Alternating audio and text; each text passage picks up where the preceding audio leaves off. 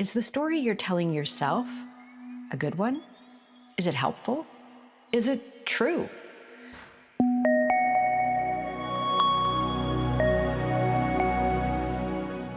As experts and leaders, we're used to relying on facts and data, but is it holding you back professionally? Today, let's learn to advance our leadership by reclaiming the stories we tell, especially the ones we tell ourselves.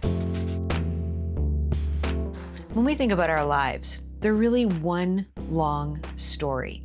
Stories that we can pull from, that we can find moments that are connection points with others, stories that propel us forward and stories that hold us back.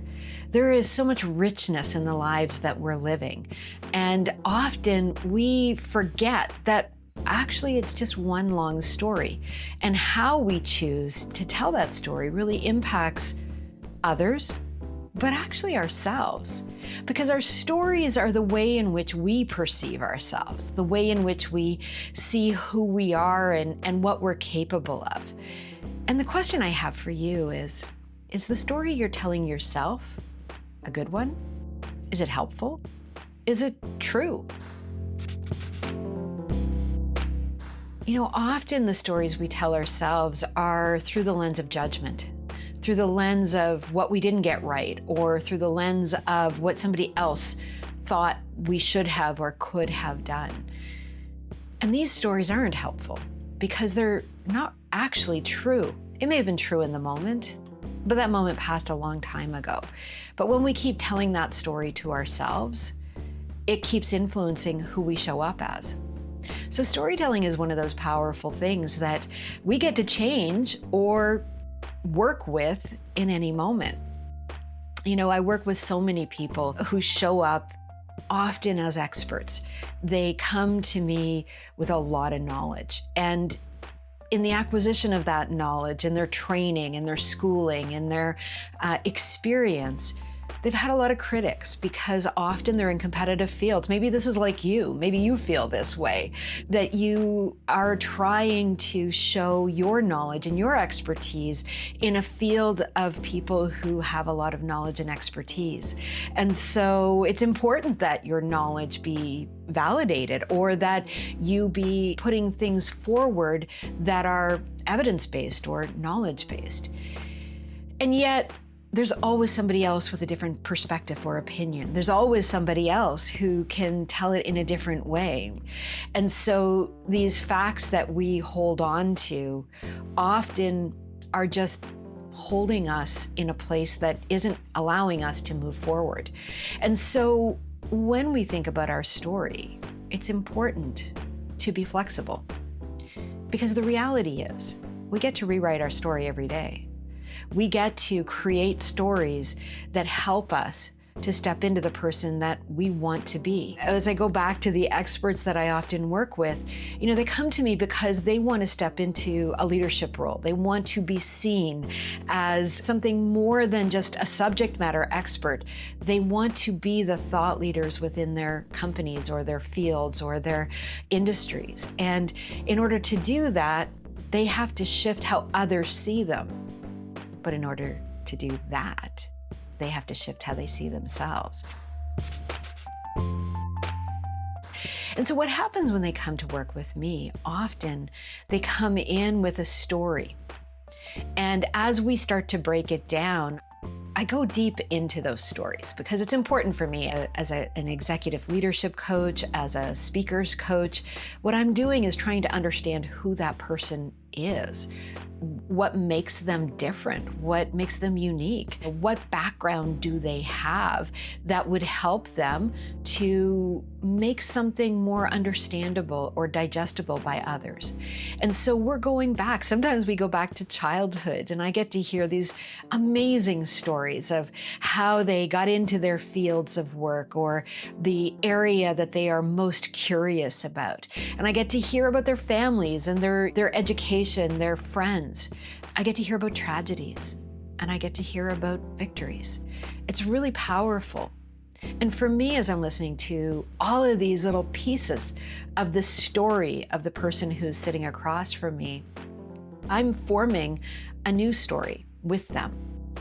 Because what that new story is taking all of the facts that they've just given me, all of the experiences, all of the richness of the lived experience that they've had, and putting it together in such a way that serves who they want to be. Because when you show up as an expert, you're showing up with knowledge only. You're showing up with that deep understanding of a specific area. But what you're not bringing is all of you, because the vulnerability, the emotional part of you stays hidden because you're relying on facts. And often when we rely on facts, we don't want to bring anything that might make us vulnerable. We want to put on, as I remember hearing somebody say once, their Teflon coat. And they want to become that sort of bulletproof person when they are standing up on the stage in front of an audience of their peers and relating their area of expertise. They don't want to have any vulnerabilities. They want to have all the I's dotted and T's crossed. But that doesn't leave any place for people to interact with you. It makes you really, really inaccessible. Your expertise starts to be called into question often. People will say, well, how do you know that? Why do you know that? Where did that study come from? And they're looking for all the chinks in the armor. They're looking for ways in which to get to understand your knowledge better, but through the lens of a critical assessment.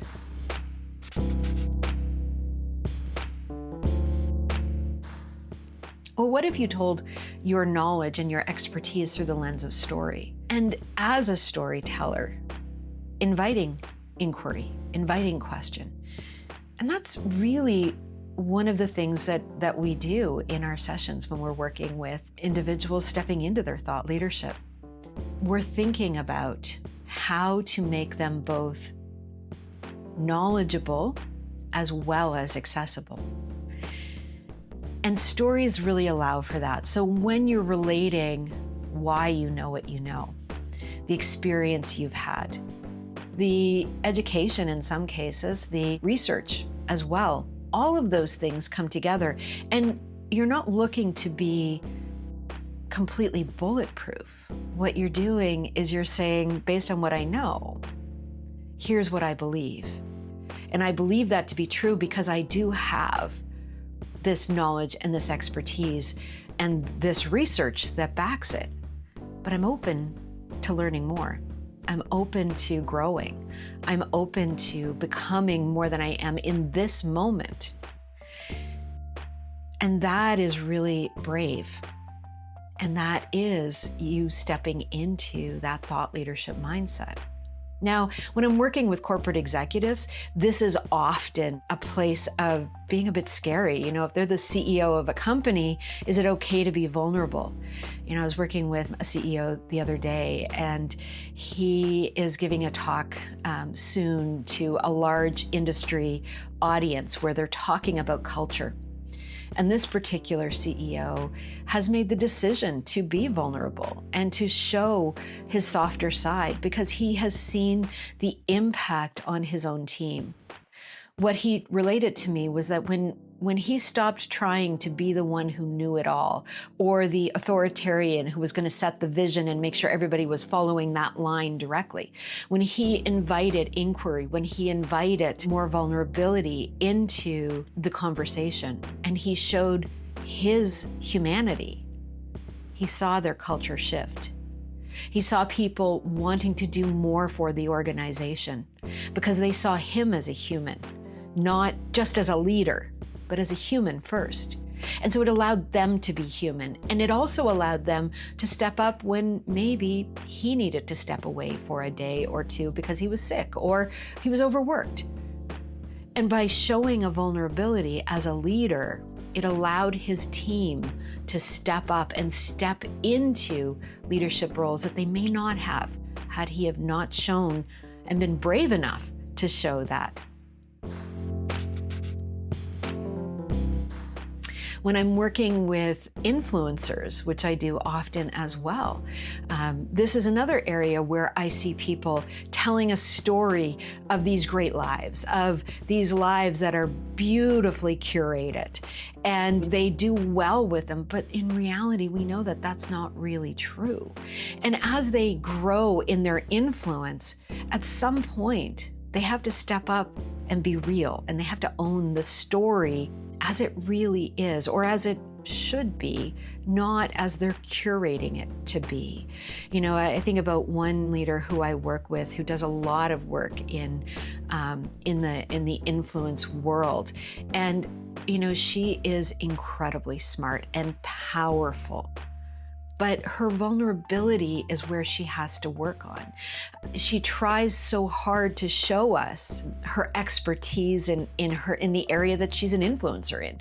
And you know, for her, it is about understanding the combination of science and health. And so bringing those two things together in such a way that helps the people that she influences. But it's her vulnerability and her story that took her to the place she is today, where she has become as successful as she is, where she has learned such incredibly powerful lessons. When we understand how she got there, we learn those lessons more completely. And we are able to step into the story in a more vulnerable way. So really what I'm saying here is that, you know, we all have stories. And stories are important. Stories are what define who we are. But we get to be in charge of the story that we tell about ourselves and about the work that we do.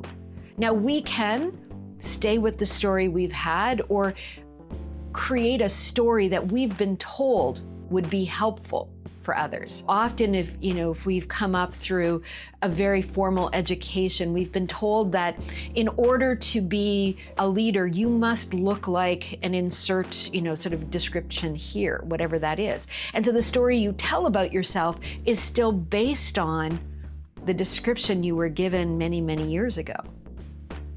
But it doesn't have to be. You get to choose. You get to write your story.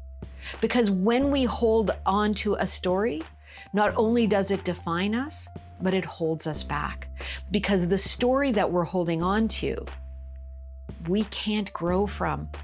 We just continue to show up every day being the same person we were the day before.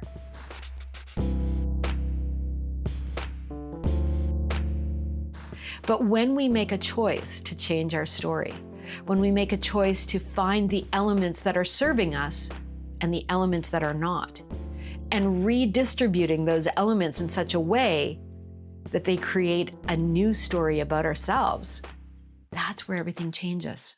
I've seen this change careers, where individuals who had been plateaued for many years in their career, as they started to understand that they had the ability to define who they are simply by the stories that they were telling about themselves and to themselves, it changed their trajectory.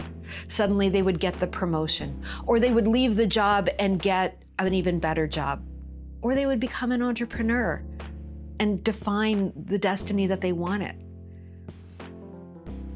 Being in control of your story is one of the most powerful things that you can do.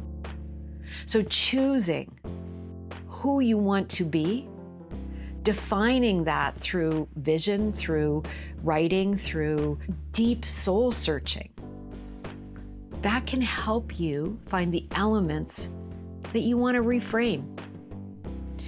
And then the key is not just telling that story, but believing that story. Truly, truly believing it. Because our belief in who we are is what others feel. And so when I show up with a story that I believe in, but I think that you think something different of me, well, now that is felt by that other person. So it's not just the story I'm telling myself, but it's a story I'm telling somebody else. And I need to believe both of those stories. And they may be the same story, but how they get related when I'm saying it internally to myself or externally to someone else can sound very different. And so I need to believe both of those stories, and I need to convey them in such a way that's helpful for the others who are listening to that story. And sometimes I'm not even saying words out loud at all. It's just how I'm showing up, because what my body looks like, what my voice sounds like, and the emotions that are conveyed on my face will tell the other person what story I'm telling to myself. Because our body follows our mindset. And so, what story are you telling yourself? Is it serving you? Is it giving you what you need to be the person you want to be? And if it's not, you have the power to change that. So make that decision. Choose to be who you want to be, and don't get stuck in the story that's been around for far too many years. I'd love to hear from you what you think about your story, and whether this has been helpful at all, and whether or not you'd love to hear more information on how to change your story. Just leave a comment below. And don't forget, like this video and subscribe to my channel. We're here often with lots of really great tips on how to show up as a thought leader and as a better public speaker. So I can't wait to see you in our next video.